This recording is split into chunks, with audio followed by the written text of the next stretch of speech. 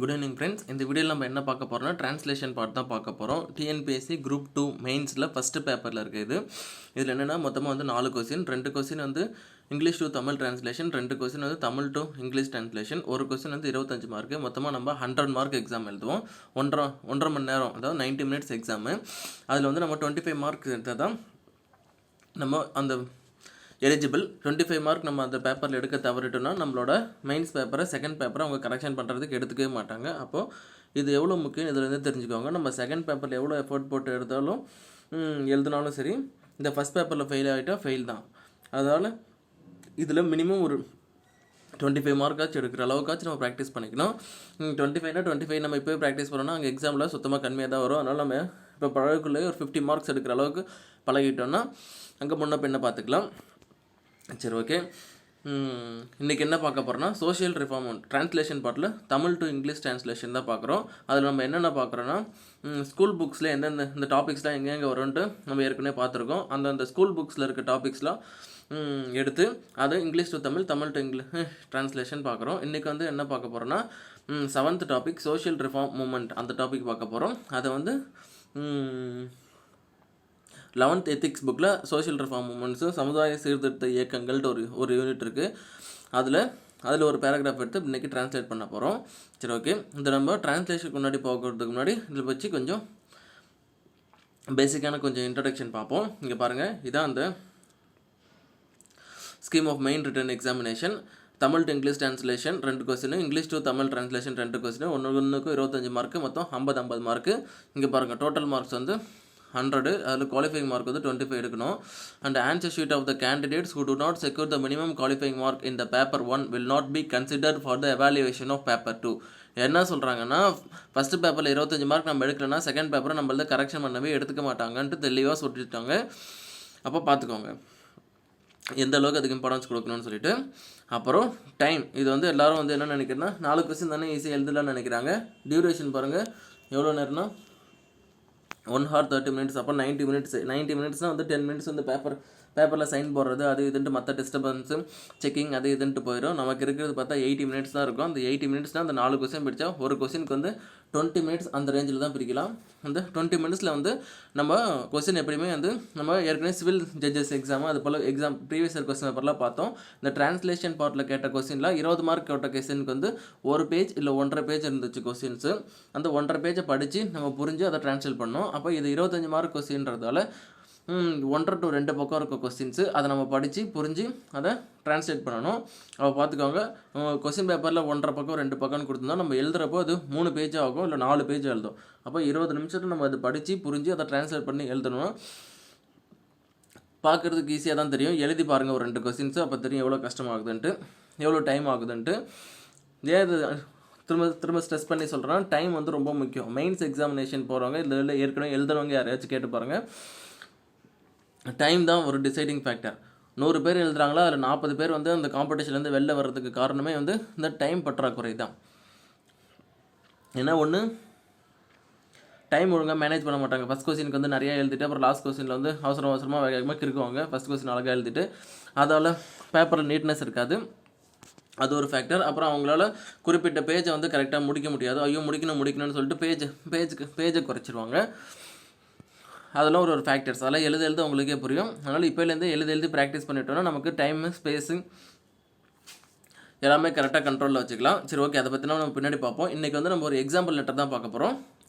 ஒரு example translation பார்த்து தான் பார்க்க போகிறோம். இது வந்து 20 மார்க்கு இவ்வளோ சைஸில் தான் கேட்பாங்களான்னா இல்லை, 25 மார்க் கொஸ்டினுக்கு இவ்வளோ சைஸ் தான் கேட்பாங்க. இல்லை, இது என்ன ஒரு 10 மார்க் கொஸ்டின்ஸ் கேட்கலாம், இல்லை 8 மார்க் கொஸ்டின் அந்த அளவுக்கு தான், அந்த சைஸ் தான் எடுத்திருக்கேன். ஏன்னா ஃபஸ்ட்டு ஒரு பேசிக் இன்ட்ரடக்ஷன்னால நம்ம பின்னாடி போக பெரிய எஸ்ஸே எடுத்து பெருசாக ட்ரான்ஸ்லேட் பண்ணிக்கலாம். சரி, ஓகே. வேறு வந்து ஃபஸ்ட்டு வந்து நீங்கள் இந்த ட்ரான்ஸ்லேஷன் போட்டு ஆரம்பிக்கிறதுக்கு முன்னாடி சிலபஸ் எடுத்துக்கோங்க. சிலபஸ் எடுத்துகிட்டு அந்த 9 டாபிக் கொடுத்துருப்பாங்க. அதை வந்து இங்கிலீஷ் தமிழ் 2த்துலேயுமே படிச்சுக்கோங்க. ஃபஸ்ட்டு அதை படித்து அதை ஒழுங்காக ட்ரான்ஸ்லேஷன் பண்ண தெரிஞ்சிருக்கணும். ஏன்னா அதுலேருந்து தான் கொஸ்டின் வரப்போகுது. சப்போஸ் அந்த பார்ட்லேருந்து எடுத்தாங்கன்னா இந்த டாப்பிக்லேருந்து தான் எடுத்தாங்கன்னு சொல்லிட்டு எடுத்து நம்ம டைட்டில் போடணும். அதுக்காக வச்சு அதை ஃபுல்லாக படிக்கணும். ஃபார் எக்ஸாம்பிள் இங்கே பாருங்கள், இந்த contribution of social reform movement in the implementation of social welfare measures and socio economic development of Tamil Nadu. இதில் எடுத்து இப்போ கொடுத்துட்டாங்கன்னா இதே ஹெட்டிங்கை கொடுத்தா அப்படியே கேட்பாங்க ட்ரான்ஸ்லேட் பண்ண சொல்லி. இங்கே சோஷியல் ரிஃபார்ம் மூவ்மெண்ட்னா என்னென்னு தெரியாமல் அங்கே நிறைய பேர் முழிச்சிட்டு இருக்கிறதுக்கு சான்சஸ் இருக்குது. அப்போ இதை எடுத்து நம்ம தமிழில் இருக்க சிலபஸ் எடுத்து பார்த்தோம்னா அங்கே 6th பார்ப்போம். சோஷியல் ரிஃபார்ம்னா சமுதாய சீர்திருத்த இயக்கங்கள் அப்படின்னு சொல்லிட்டு கொடுத்துருப்பாங்க. இங்கே பார்ப்போம் நம்ம 7th பாருங்கள். தமிழ்நாட்டின் சமூக பொருளாதார முன்னேற்றம் மற்றும் சமூக நலத்திட்ட நடைமுறைப்படுத்தல் சமூக சீர்திருத்த இயக்கங்களின் பங்கு, இடஒதுக்கீடும் அதன் பயன்களும். அங்கே வந்து ரிசர்ச் அண்ட் பாலிசி அண்ட் பெனிஃபிட்ஸ்னு இருக்கும் இங்கிலீஷில். அப்புறம் தமிழ்நாட்டில் சமூக பொருளாதார வளர்ச்சியில் சமூக நீதி மற்றும் சமூக ஒற்றுமையின் பங்கு அப்படின்னு கொடுத்தாங்கன்னா, அந்த இங்கிலீஷில் கொடுத்தாலும் சரி தமிழில் கொடுத்தாலும் சரி நமக்கு அது ஃபஸ்ட்டு புரிஞ்சிருக்கணும், அதை ஃபஸ்ட்டு ட்ரான்ஸ்லேட் பண்ண தெரிஞ்சிருக்கணும். அதனால் இப்போ ட்ரான்ஸ்லேஷன் பார்ட்ஸ் ஒருத்தவங்க வந்து இன்றைக்கி தான் ப்ரிப்பரேஷன் பண்ண ஆரம்பிக்கிறீங்கன்னா ஃபஸ்ட்டு இந்த சிலபஸை எடுத்து இங்கிலீஷ் தமிழ் ரெண்டுத்தையும் ஒன்றா எழுதி வச்சுட்டு அதை ஃபஸ்ட்டு படித்து பாருங்கள். படித்து ட்ரான்ஸ்லேட் பண்ணி பாருங்கள் எழுத முடியுதான்னுட்டு. சரி, ஓகே. இப்போ அங்கே எக்ஸாம்பிளுக்கு போவோம். இப்போ வந்து நம்ம என்ன பார்க்க போகிறோன்னா contribution of social reform movement in society அதை தான் பார்க்க போகிறோம். இது வந்து எங்கேருந்து எடுத்துருக்கோம்னா 11th எத்திக்ஸ் புக்லேருந்து எடுத்துருக்கோம். 11th எத்திக்ஸ் புக்கில் சமுதாய சீர்திருத்த இயக்கங்கள் அந்த லெசனில் இருக்குது, பார்த்துக்கோங்க. சரி, ஓகே. ஃபஸ்ட்டு பார்ப்போம். 19, 20ஆம் நூற்றாண்டு இப்போ வந்து ஒரு எஸ்ஸே கொடுத்தாங்கன்னா அதை ஃபஸ்ட்டு வந்து டக்குன்னு வந்து ஒரு குயிக்காக வந்து ஒரு ஓவர் விடுங்க, என்ன அதை ஐடியான்னுட்டு. அதுக்கப்புறம் படித்து ஒரு பாயிண்ட்டாக வந்து ட்ரான்ஸ்லேட் பண்ணுங்கள். ஒரு வார்த்தையாக ட்ரான்ஸ்லேட் பண்ணாதீங்க. ஒரு வார்த்தையாக ட்ரான்ஸ்லேட் பண்ணால் நமக்கு மீனிங் வராது. நம்ம அங்கே சொல்ல வர மீனிங் வந்து இங்கே தப்பாக வரும். அதனால் ஒரு சென்டென்ஸ் எடுத்தால் அந்த சென்டென்ஸ் ஃபுல்லாக படிச்சுட்டு அந்த டாப்பிக்கில் என்ன சொல்ல வராங்களோ அதை ஃபுல்லாக அப்படியே ட்ரான்ஸ்லேட் பண்ணிட்டு எழுதுங்க. ஓகே. இப்போ எக்ஸாம்பிள் பார்ப்போம். ஃபஸ்ட்டு ஒரு வாட்டி ஓவர் விடலாம். 19, 20ஆம் நூற்றாண்டுகளில் ஏற்பட்ட சமுதாய சீர்திருத்த இயக்கங்களால் இந்திய சமூகத்தில் மாபெரும் முன்னேற்றம் ஏற்பட்டது. சதி என்ற உடன்கட்டை ஏறுதல், குழந்தை திருமணம், பெண் சிசுக்கொலை, பலதார மனம், பாலின வேறுபாடு, சாதி வேறுபாடு போன்ற சமூக கொடுமைகள் இச்சீர்திருத்த இயக்கங்களால் களையப்பட்டன. கிபி 1929ஆம் ஆண்டு கொண்டுவரப்பட்ட சதி என்ற உடன்கட்டை ஏறுதல் ஒழிப்பு சட்டம், கிபி 1856ஆம் ஆண்டு கொண்டுவரப்பட்ட விதவைகள் மறுமலர்ச்சி சட்டம் இந்திய சமூக வரலாற்றில் புதிய அத்தியாயத்தை ஏற்படுத்தின. மேலை நாடுகளில் கல்வி சமயம் தொடர்பான தெளிவான புரிதலை இந்திய மக்களுக்கு இச்சீர்திருத்த இயக்கங்கள் ஏற்படுத்தின. ராஜாராம் மோகன் ராய், சுவாமி தயானந்தர், வள்ளலார், விவேகானந்தர் போன்றோரின் சமூக கோட்பாடுகள் மக்களின் வாழ்வியல் கோட்பாடுகள் ஆயின. ஆங்கிலேயர் எதிர்த்து தேசிய உணர்வு மக்களுக்கு ஏற்பட இவ்வியக்கங்கள் காரணமாயின. இந்தியர்களிடையே அறிவியல் முறையில் கல்வி அறிவும் அறிவியல் முறையில் அணுகும் பாங்கு போன்றவை ஏற்பட இவ்வியக்கங்கள் காரணமாக அமைந்தன. ஒன்றுபட்ட இந்தியா 2020ஆம் நூற்றாண்டில் நிறுவப்பட இந்த சமூக சீர்திருத்த இயக்கங்களே முக்கிய காரணங்களாக அமைந்தன. இதில் என்ன சொல்லுறாங்கன்னா, சமூக சீர்திருத்த இயக்கங்கள் சோஷியல் ரிஃபார்ம் மூவ்மெண்ட்ஸ் பற்றி எந்த பீரியடில் ஃபார்ம் ஆச்சு, அவங்களால என்னென்னலாம் சேஞ்சஸ் நடந்துச்சு நம்ம நாட்டில், அவங்க என்னென்னலாம் மாற்றினாங்கன்னு சொல்லிட்டு ஓவராலாக ஒரு வியூ மாதிரி கொடுத்துருக்காங்க. ஓவராலாக செல்ஃப் ரெஃபார்ம் மூமெண்ட்ஸ் பற்றி கொடுத்துருக்காங்க. அப்போ இதுக்கு டாபிக் வந்து செல்ஃப் ரிஃபார்ம் மூமெண்ட் அல்ல origin and achievement of self respect movement இல்லை செல்ஃப் ரெஸ்பெக்ட் மூமெண்ட்டுன்னு வச்சுட்டு அதில் தான் நீங்கள் டாபிக் வச்சுக்கலாம். கண்டிப்பாக அவங்க எக்ஸாம்பிள் வந்து பேராகிராஃபில் டாபிக் கொடுத்தாலும் இல்லைனாலும் சரி நீங்கள் வந்து டைட்டில் போடுங்க, ஏதாவது டைட்டில் போட்டு எழுதுறதா பெஸ்ட்டு. சரி, ஓகே. இப்போ பார்ப்போம். இப்போ ஒரு பாயிண்ட்டாக படித்து வச்சு ட்ரான்ஸ்லேட் பண்ணலாம். 19, 20ஆம் நூற்றாண்டுகளில் ஏற்பட்ட சமூக சமய சீர்திருத்த இயக்கங்களால் இந்திய சமூகத்தில் மாபெரும் முன்னேற்றம் ஏற்பட்டது. இதில் என்ன சொல்ல வராங்கன்னா, இந்திய சமூகத்தில் வந்து மாபெரும் முன்னேற்றம் ஏற்பட்டுச்சு. எதுக்குன்னா இந்த சமுதாய சீர்திருத்த இயக்கங்கள் வந்ததால். இது எந்த பீரியடில் வந்துச்சுன்னா 19, 20வது செஞ்சுரியில் வந்திருக்கு. ஓகே. அது எப்படி எழுதுனா, Indian society faced a huge transformation. இப்போ 19, 20 century due to the influence of social reform movement. இதில் தான் அதை சொல்ல வந்தது. என்னென்னா சோஷியல் ரிஃபார்ம் மூவ்மெண்ட் வந்து 19, 20 செஞ்சுரி வந்ததால் இந்தியன் சொசைட்டியில் வந்து பல மாறுதல் நடந்துச்சுன்னு சொல்கிறாங்க. அவ்வளோதான். ஓகே. அடுத்த பாயிண்ட் பார்ப்போம். சதி என்ற உடன்கட்டை ஏறுதல், குழந்தை திருமணம், பெண் சிசுக்கொலை, பலதாரமனம், பாலின வேறுபாடு, சாதி வேறுபாடு போன்ற சமூக கொடுமைகள் இச்சீர்திருத்த இயக்கங்களால் களையப்பட்டன. ஓகே, இதில் என்ன சொல்ல வராங்கன்னா, சமுதாயத்தில் வந்து அப்போ நிறையா வந்து கொடுமைகள் நடந்திருக்கு. என்னென்னா சதி, குழந்தை திருமணம், இது போல் நிறையா இருந்திருக்கு. இது எல்லாத்தையும் கட்டுப்படுத்துறது எதுன்னா இந்த சமுதாய சீர்திருத்த இயக்கங்கள்னு சொல்கிறாங்க. அதுதான் எப்படி எழுதுறோன்னா சோஷியல் எவில்ஸ். அப்போ சமுதாயத்தில் இருந்த பிரச்சனைகள் என்னென்னா social evils like sati, child marriage, female infanticides, rape, sex discrimination,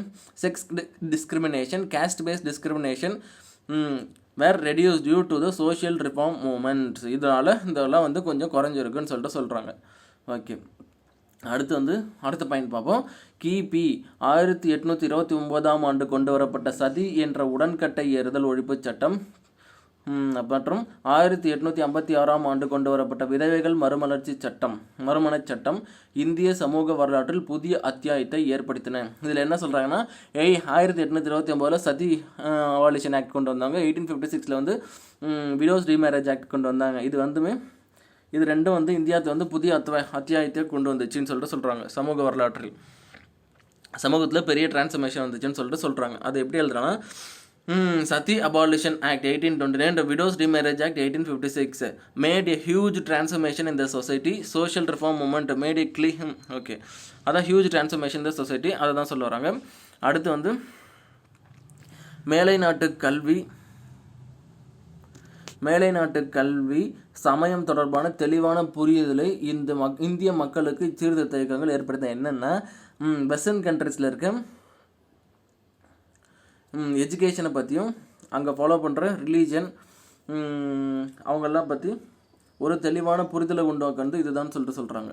இந்த சோஷியல் ரிலீஜியஸ் ரிஃபார்ம் மூவ்மெண்ட் தான் சொல்கிறாங்க. அதை எப்படி எழுதலான்னா okay, social reform movement made a clear idea about the western education and the western culture. இதை பற்றி எல்லாம் தெளிவான ஐடியா சொன்னது வந்து எடுத்து உரைத்தது வந்து எதுனா சோஷியல் ரிஃபார்ம் மூவ்மெண்ட். அவ்வளோதான். அடுத்த பாயிண்ட் பார்ப்போம். ராஜாராம் மோகன் ராய், சுவாமி தயானந்த சரஸ்வதி, வள்ளலார், விவேகானந்தர் போன்றோர் சமய கோட்பாடுகள் மக்களின் வாழ்வியல் கோட்பாடு ஆயின. என்ன சொன்னாங்கன்னா இந்த சமூக சீர்திருத்த இயக்கங்கள்லாம் நடத்தினவங்க இருக்காங்கல்ல, ராஜாராம் மோகன் ராய், சுவாமி தயானந்த சரஸ்வதி, வள்ளலார், அவங்க அது போல் ஆள்கள்லாம் சொன்ன அறநெறிகளெல்லாம் வந்து மக்கள் வந்து அதை அப்படியே ஃபாலோ பண்ணி இதுதான் வாழ்க்கைக்கான இந்த வாழ்க்கை இப்படி தான் வாழணும்னு சொல்லிட்டு அதை அப்படியே வேத வாக்கு மாதிரி எடுத்துக்கிட்டாங்க. இப்படி தான் வாழணுன்ட்டு அதையே ஃபாலோ பண்ண ஆரம்பிச்சிட்டாங்க. அதை தான் அப்படி சொல்கிறாங்க. என்னென்னா ideas proposed by the Rajaram மோகன் Roy, Swami Dayananda Saraswati, Vallalar, Vivekanandar becomes ideas of life for common people. இப்போ மக்கள் எல்லாமே அதை ஒரு அடிப்படை இதுவாகவே எடுத்துக்கிட்டாங்கன்னு சொல்கிறாங்க. அப்புறம் ஆங்கிலேயர்களை எதிர்த்து தேசிய உணர்வை மக்களுக்கு ஏற்பட இவ்வியக்கங்கள் காரணமாயின. என்னென்னா சுதந்திர போராடுறதுக்காக ஒரு விழிப்புணர்வை ஏற்படுத்தி ஆங்கிலேயருக்கு எதிராக போராட வச்சதுன்னு சொல்கிறாங்க. அதான் எப்படி எழுதுறாங்கன்னா it also stimulated the patriotic feeling and made them to participate in the freedom struggle. Okay, அப்படி எழுதிக்கலாம். அடுத்தது வந்து இந்தியர்களிடையே கல்வி அறிவு, அறிவியல் முறையில் அணுகும் மனப்பாங்கு போன்றவை ஏற்பட இவ்வியக்கங்கள் காரணமாயின. என்னென்னா கல்வி அறிவு எல்லாத்தையும் வந்து சிந்திக்கிற மாதிரி கல்வி அறிவு, அப்புறம் அறிவியல் முறையில் அணுகும்னா எது எடுத்தாலும் சயின்டிஃபிக்காக வந்து இது கரெக்டாக தப்பாக வருமான்ற இந்த மாதிரி அப்ரோச்லாம் வந்து வர்றதுக்கு காரணமாக இருந்தாங்க இவங்க தான். ஏன்னா வெஸ்டர்ன் எஜுகேஷன்லாம் அவங்க வந்து இங்கே இன்ட்ரடியூஸ் பண்ணதால் அதெல்லாம் இவங்களுக்கும் அந்த மாதிரி ஐடியாலாம் ப்ரப்போஸ் ஆச்சுன்னு சொல்கிறாங்க. எப்படி எழுதலாம் அதை it made the people to think scientific அப்படின்னு சொல்லிட்டு கூட சிம்பிளாக முடிச்சுக்கலாம். அப்புறம் அதுக்கப்புறம் என்ன இருக்குன்னா இந்தியர்களிடையே கல்வி அறிவியல் இதை பார்த்தாச்சு ஏற்பட காரணமாக ஒன்றுபட்ட இந்தியா 20ஆம் நூற்றாண்டில் நிறுவப்பட இந்த சமூக சமய சீர்திருத்த இயக்கங்களே முக்கிய காரணங்களாக அமைந்தன. என்னென்னா it played an important role in forming the United India in 20th century. இப்போ நம்ம எல்லாம் ஒன்றா கூடி சந்தோஷமாக இருக்கிறது யுனைடடாக இந்தியன் யூனியன்ட்டு ஒன்று ஆரம்பிச்சிருக்கும்ல, அதுக்கு வந்து முக்கிய காரணமாக இருக்கிறது எதுன்னா இந்த சோஷியல் ரிலீஜியஸ் ரிஃபார்ம் மூவ்மெண்ட் தான் சொல்லி முடிக்கிறாங்க. ஓகே, இதாவது ஒரு டிரான்ஸ்லேஷன். இது அப்படியே இங்கிலீஷில் இருக்கிறப்போ அப்படியே ஒரு ஒரு ஒரு ஃப்ளோவில் இருக்க மாதிரி இருக்கணும். அங்கங்கே பிச்சு எழுதுற மாதிரி இருக்கக்கூடாது. இங்கே பாருங்கள், Indian society faced a huge transformation in the 19th and 20th century due to the influence of the social reform movement. Social evils like sati, child marriage, female infanticide, rape, sex discrimination, caste-based discriminations were reduced due to the social reform movement. Sati Abolition Act 1829, Widow Remarriage Act 1856 made a huge transformation in the society. Social reform movement made a clear idea about the Western education, Western culture, etc. In the ideas proposed by the Rajaram Mohan Rai, Swami Dayananda Saraswati, Vallalar, Vivekananda became the ideas of life for common people. It also stimulated the patriotic feeling and made them to participate in the freedom struggle against the British. It made the people to think scientific. It played an important role in forming united India இந்த 20th century. அவ்வளோதான். இப்படி ஒரு ஃப்ளோவில் இருக்கணும். நம்ம வந்து அப்படியே டிட்டோவாக Tamil to English வந்து டிட்டோவாக பண்ணுறதுலாம் ரொம்ப கஷ்டம். அது யாராலுமே முடியாது. அந்த பேப்பர் கரெக்ஷன் பண்ணுறவங்க கையிலே கொடுத்து இந்த அப்படியே ட்ரான்ஸ்லேட் பண்ணனா ரொம்ப கஷ்டம். நம்ம அவங்களையுமே பண்ண மாட்டாங்க. எல்லாருக்குமே கொஞ்சம் முன்ன பின்ன தான் இருக்கும். நம்ம அதில் படித்து பார்த்து அதில் இருக்கிறத இதில் அப்படியே ட்ரான்ஸ்லேட் பண்ணி அவங்களுக்கு புரிகிற மாதிரி எழுதுனா போதும். கொஞ்சம் இந்த ஆக்டிவ் வாய்ஸில் மெயின்டைன் பண்ணணும், பேசிவ் வாய்ஸில் மெயின்டைன் பண்ணணும். அதை அந்த இறந்த காலம் எதிர்காலம் அதெல்லாம் ஃபாலோ பண்ண தெரியுமா, அதை ஃபாலோ பண்ணிவிட்டு கொஞ்சம் பேசிக்கான கிராமர்ஸ்லாம் கொஞ்சம் ஃபாலோ, ரொம்ப கிராமர்லாம் பார்க்க மாட்டாங்க, ஓரளவுக்கு பார்த்துட்டு பண்ண வேண்டியது தான். இப்படி பண்ணாலே வந்து நமக்கு 25 மார்க் கொஸ்டின்ஸுக்கு ஒரு 15 and + கிடைக்கும். சரி, ஓகே ஃப்ரெண்ட்ஸ், இந்த வீடியோ வந்து உங்களுக்கு யூஸ்ஃபுல்லாக இருக்கும்னு நினைக்கிறேன். பிடிச்சிருந்தால் லைக் பண்ணுங்கள், உங்கள் ஃப்ரெண்ட்ஸுக்கு ஷேர் பண்ணுங்கள், மறக்காமல் சேனலுக்கு சப்ஸ்கிரைப் பண்ணுங்கள். அப்போ தான் நாங்கள் போடுற வீடியோ உங்களுக்கு அடுத்த வீடியோ உங்களுக்கு நோட்டிஃபை ஆகும். சரி, தேங்க்யூ ஃப்ரெண்ட்ஸ், அடுத்த வீடியோவில் பார்ப்போம்.